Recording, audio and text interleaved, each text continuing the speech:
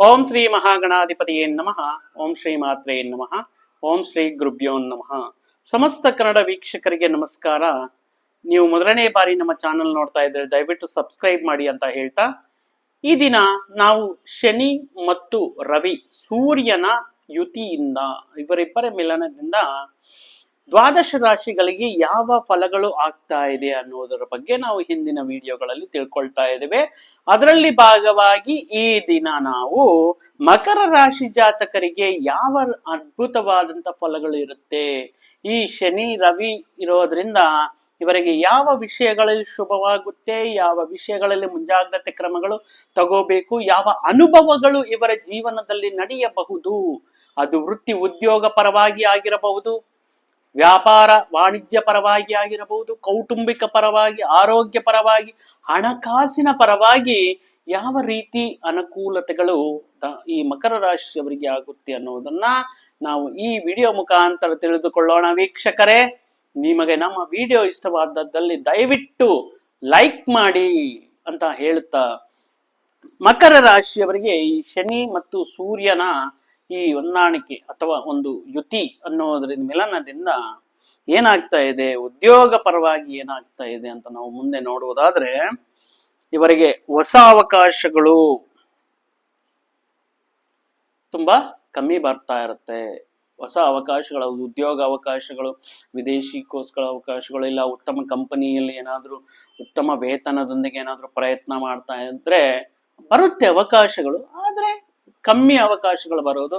ಆದರೆ ಬಂದಿರುವಂತಹ ಅವಕಾಶಗಳು ನಿಮಗೆ ತೃಪ್ತಿ ನೀಡುವುದರಲ್ಲಿ, ಎಕ್ಸ್ಪೆಕ್ಟೇಷನ್ಸ್ ಮೀರಿಸೋದ್ರಲ್ಲಿ ಕಮ್ಮಿ ಆಗಿರಬಹುದು, ಆದರೆ ಅವಕಾಶಗಳು ಬರುತ್ತೆ. ಈ ಅವಧಿಯಲ್ಲಿ ನಿಮಗೆ ಮುಖ್ಯವಾಗಿ 3 ಅಂಶಗಳ ಬಗ್ಗೆ ಗಮನದಲ್ಲಿ ಇಟ್ಕೋಬೇಕಾಗಿರುತ್ತೆ. ಅದು ತಾಳ್ಮೆ, ಸಹನೆ ಮತ್ತು ಸ್ವಾಭಿಮಾನ. ಈ 3 ವಿಷಯಗಳನ್ನ ನೀವು ದಯವಿಟ್ಟು ಈ ಅವಧಿಯಲ್ಲಿ ಪಾಲಿಸಲೇಬೇಕಾಗಿರುತ್ತೆ.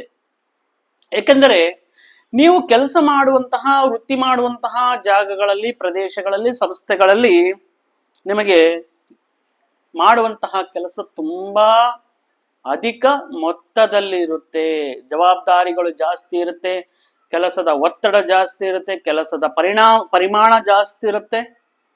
ಆದ್ದರಿಂದ ಅದರ ಜೊತೆಗೆ ಏನಾಗುತ್ತೆ, ನಿಮಗೆ ನೀವು ಮಾಡುವಂತಹ ವೃತ್ತಿ ಉದ್ಯೋಗಗಳಲ್ಲಿ ನಿಮ್ ಕೆಲಸ ಮಾಡ್ತಾ ಇರ್ತಾರೆ, ಎಷ್ಟೇ ಕೆಲಸ ಬಂದ್ರು ನಿಮ್ಮ ಓವರ್ ಟೈಮ್ ಮಾಡ್ತಾ ವಿತಿನ್ ಅಂದ್ರೆ ಮಾಡುವಂತಹ ಸಮಯಕ್ಕಿಂತ ಜಾಸ್ತಿ ಸಮಯ ಕೆಲಸ ಮಾಡ್ತಾ ಇರ್ತೀರಾ. ಆದರೆ ಆಕಸ್ಮಿಕವಾಗಿ ಬರುವಂತಹ ಈ ವೃತ್ತಿ ಜೀವನದ ಒತ್ತಡ ಸ್ವಲ್ಪ ಆತಂಕಕ್ಕೆ ಬೀಳಿಸುತ್ತೆ.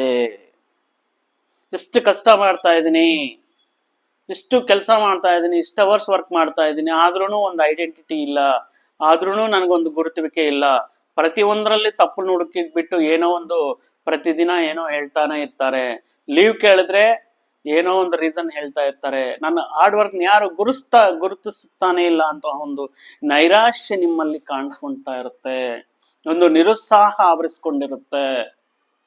ನಿಮಗೆ ಬರ್ಬೇಕಾದ್ರೂ ಇಷ್ಟು ಕಷ್ಟಪಟ್ಟು ಎಲ್ಲಾದ್ರಲ್ಲೂ ತುಂಬಾ ಚೆನ್ನಾಗಿ ವರ್ಕ್ ಮಾಡ್ತಿರ್ತೀರಾ, ಆದ್ರೆ ನಿಮಗೆ ಸಿಗ್ಬೇಕಾಗಿರುವಂತಹ ಒಂದು ಪ್ರಮೋಷನ್ ಆಗಿರ್ಲಿ, ಒಂದು ರಿವಾರ್ಡ್ ಆಗಿರ್ಲಿ, ಒಂದು ಬೋನಸ್ ಆಗಿರ್ಲಿ, ಬೇರೆಯವ್ರಿಗೆ ಯಾರಿಗೋ ಎಕ್ಸ್ಪೆಕ್ಟೇಷನ್ಸ್ ಇರಲ್ಲ, ಅಂತವರ ಪಾಲಾಗುತ್ತೆ. ಅಂತಹ ವಿಷಯಗಳನ್ನು ಕಂಡು ತುಂಬಾ ಮಾನಸಿಕವಾಗಿ ನೊಂದ್ಕೊಳ್ತೀರಾ, ಆತಂಕಕ್ಕೀಡಾಗ್ತೀರಾ, ಡಿಸಪಾಯಿಂಟ್ಮೆಂಟ್ ಅನ್ನೋದು ಆಗ್ತಾ ಇರುತ್ತೆ.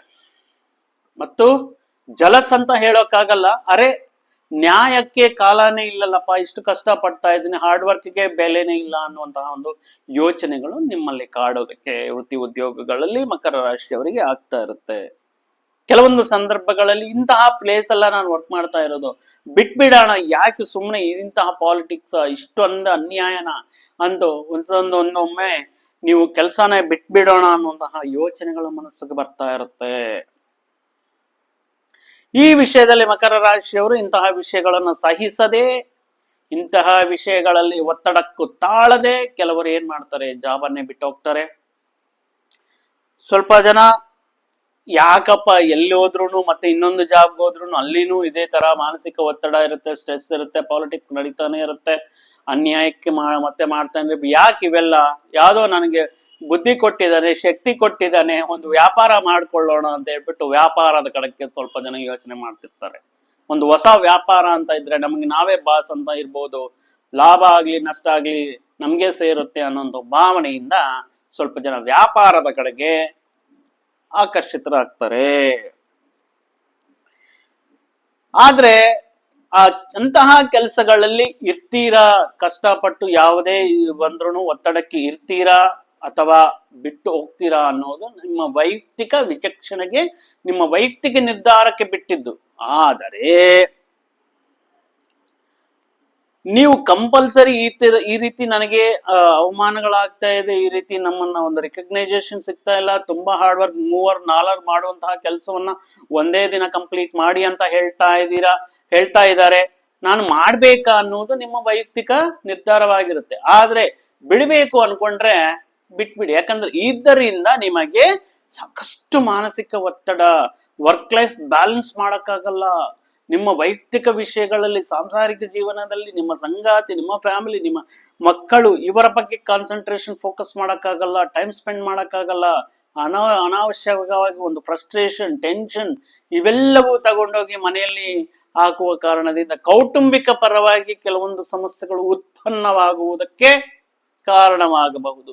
ಆದ್ದರಿಂದ ನಿಮ್ಮ ನಿರ್ಧಾರಗಳು ಯೋಚನೆ ಮಾಡಿ ತಗೊಳ್ಳೋದು ಮತ್ತು ಜಾಣ್ಮೆತನೆಯಿಂದ ಈ ಸಮಸ್ಯೆಗಳಿಂದ ಹೊರಗಡೆ ಬರುವುದು ನಿಮಗೆ ಗೊತ್ತಿರುತ್ತೆ ಅಂತ ಹೇಳ್ತಾ ಇದ್ದೇನೆ.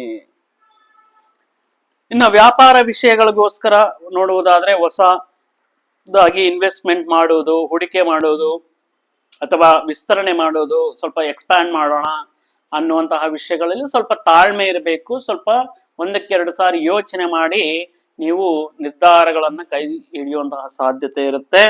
ಇನ್ನ ಹಣಕಾಸಿನ ವ್ಯವಹಾರಗಳಲ್ಲಿ ಸಾಕಷ್ಟು ಉಳಿತಾಯ ಮಾಡ್ಕೊಳ್ಳೋದು ಉತ್ತಮ. ಮುಂದಿನ ದಿನಗಳಲ್ಲಿ ಈ ರೀತಿ ವರ್ಕ್ ಪ್ರೆಷರ್ ಅಲ್ಲಿ, ಈ ರೀತಿ ವರ್ಕ್ ಸರ್ಕಮ್ಸ್ಟೆನ್ಸಸ್ ಅಲ್ಲಿ ನಿಮಗೆ ಬಂದಿರುವಂತಹ ದಿನಗಳಲ್ಲಿ ಆರ್ಥಿಕ ಸಂಕಷ್ಟವಾದಂತಹ ಸಂದರ್ಭಗಳಲ್ಲಿ ಈಗ ನೀವೇನು ಸೇವಿಂಗ್ಸ್ ಮಾಡ್ತಾ ಇರ್ತೀರೋ ಅದು ನಿಮಗೆ ಉಪಯುಕ್ತವಾಗುತ್ತೆ.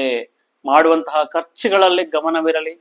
ಮುಖ್ಯವಾಗಿ ಈ ಅನಾವಶ್ಯಕವಾದಂತಹ ಖರ್ಚುಗಳು, ಅನಾವಶ್ಯಕವಾದಂತಹ ವ್ಯಯ, ಪಾರ್ಟಿ, ಫಂಕ್ಷನ್ಸ್ ಈ ರೀತಿ ಏನಾದ್ರೂ ಇದ್ರೆ ಸ್ವಲ್ಪ ಕಾಲದ ಮಟ್ಟಿಗೆ ನೀವು ಪೋಸ್ಟ್ಪೋನ್ ಮಾಡೋದು ಉತ್ತಮ. ಇನ್ನು ಮನೆಯಲ್ಲಿ ಕೌಟುಂಬಿಕ ಪರವಾಗಿ ಮಾತು ಬೆಳೆದು ಸ್ವಲ್ಪ ವಾಗ್ವಿವಾದ ನಡೆಯೋದು, ಅನಾವಶ್ಯಕವಾದ ವಿವಾದ ಪೂರಿತವಾದಂತಹ ವಾತಾವರಣ ಇರೋದು, ಮನಸ್ಪರ್ಧೆಗಳು, ವೈಮನಸ್ಸುಗಳು, ಸಂಗಾತಿ ನಡುವೆ ಮಾತಿಗೂ ಯಾವುದೋ ಒಂದು ವಿಷಯಕ್ಕೆ ಫ್ರಸ್ಟ್ರೇಷನ್ ಆಗೋದು, ತಾಳ್ಮೆ ಕಳ್ಕೊಳ್ಳೋದು ಈ ರೀತಿ ನಡೀತಾ ಇರುತ್ತೆ. ಈ ಪರಿಣಾಮದಿಂದ ಅತಿರೇಕಕ್ಕೆ ಹೋಗಿ ಸಂಬಂಧಗಳೇ ಬೇರುವಾಗುವಂತಹ ಸಂದರ್ಭಗಳು ಬರಬಹುದು. ಹುಷಾರ್, ತಾಳ್ಮೆ ಇರಲಿ, ಮಾತಿನ ಬಗ್ಗೆ ಗಮನವಿರಲಿ. ವರ್ಕ್ ಲೈಫ್ ಬ್ಯಾಲೆನ್ಸ್ ಮಾಡೋಕ್ ಆಗ್ತಾ ಇಲ್ಲ ಅಂದ್ರೆ ನೀವು ಯಾವ್ದು ಇಂಪಾರ್ಟೆನ್ಸ್ ಅನ್ನೋದು ನಿಮ್ಗೆ ಚೆನ್ನಾಗಿ ಗೊತ್ತು ಅಲ್ವಾ? ಸೊ ಆ ಕಾರಣದಿಂದ ಅದರ ಬಗ್ಗೆ ಗಮನ ಕೊಡೋದು. ಸಂಸಾರ ವಿಷಯಗಳಲ್ಲಿ ತುಂಬಾ ತಾಳ್ಮೆಯಿಂದ, ಸಂತಾನದ ವಿಷಯದಲ್ಲಾಗಿರಲಿ, ಸಂಗಾತಿಯ ವಿಷಯದಲ್ಲಾಗಿರಲಿ, ಕುಟುಂಬಸ್ಥರ ವಿಷಯದಲ್ಲಾಗಿರಲಿ, ಮಾತು ಆಡಿದ್ರೆ ಹೋಯ್ತು, ಮುತ್ತು ಒಡೆದ್ರೆ ಹೋಯ್ತು ಅಂತ ಹೇಳ್ತಾರಲ್ವಾ, ಆ ರೀತಿ ಮಾತಿನ ಬಗ್ಗೆ ತುಂಬಾ ಗಮನವಿರಬೇಕಾಗಿರುತ್ತೆ.